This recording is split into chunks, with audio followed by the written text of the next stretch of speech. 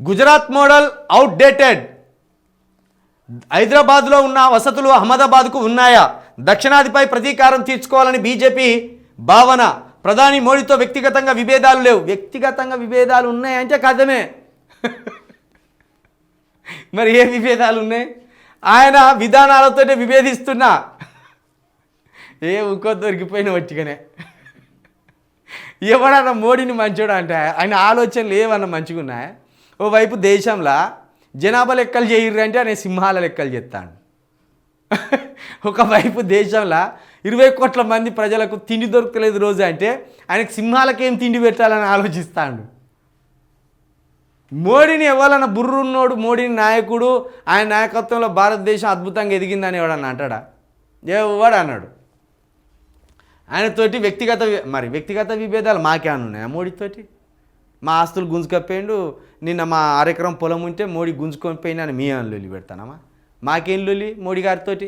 కాదు, నీతోటి ఏం లొల్లి? వ్యక్తిగతంగా నీతోటి కూడా మాకు లొల్లి లేవు. నీ సర్కారు విధానాలు బాగాలేవనే మేము లొల్లి పెడతాను. సేమ్ నువ్వు గట్టిన మోడీ గారిని అంటాను. ఎక్కడ వ్యక్తిగత విభేదాలు అంటే టక్కున పట్టుకుంటాడు అని ఆయన భయం ఆయనకున్నది. అత్యంత ప్రజాస్వామ్యయుతంగా ఉండడమే కాంగ్రెస్ బలహీనత. షవ్వ అని ఇట్లా నోరు మూసుకుంటారు. గిట్లా ఏందట? ప్రజాస్వామ్య విలువలన్నీ కాంగ్రెస్లో ఇట్లా కట్టగట్టున్నాయట. ప్రజాస్వామ్యం అనే విలువ ఉంటే నువ్వు ముఖ్యమంత్రి సీట్లో కూర్చుంటావా రేవంత్ రెడ్డి గారు? ప్రజాస్వామ్యం అంటే ఏంటిది రేవంత్ రెడ్డి గారు? ప్రజల చేత ప్రజలే పాలించుకోవడం. ఏ ప్రజలు పాలించుకోవాలి? అట్లా ఎక్కువ శాతం మంది ఉన్న ప్రజలు పాలించుకోవాలి. ఆ లెక్కన తీర్తే ఎవరు ఉండాలి? సీఎం సీట్లో మాదిగ ఉండాలి. 36 లక్షల మంది మాదిగోళ్ళు ఉన్నారు. ఒకవేళ మాదిగోళ్ళు కాకపోతే వాళ్ళు ఉండాలి, ముదిరాజులు ఉండాలి. వాళ్ళు కాకపోతే వాళ్ళు ఉండాలి, గౌడ్స్ ఉండాలి.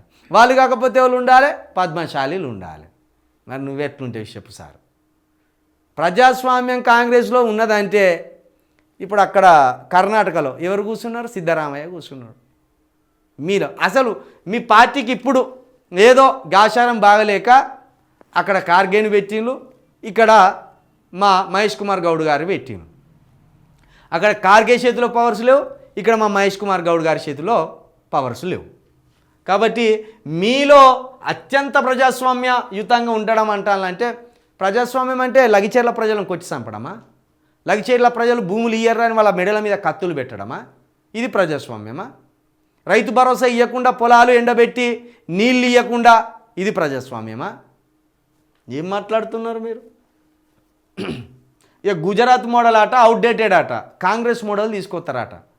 కాంగ్రెస్ మోడల్ అంటే కన్నీళ్ళు, కరువు, నీళ్ళ కొరత, కరెంటు కొరత, ఇవి కాంగ్రెస్ మోడల్. గుజరాత్ మోడల్ కాదు, మేము కాంగ్రెస్ మోడల్ చేస్తాం. ప్రతి ఇంటికి కన్నీళ్ళు పెట్టుకునేలాగా ఒక ప్రోగ్రామ్ డిజైన్ చేస్తున్నాం.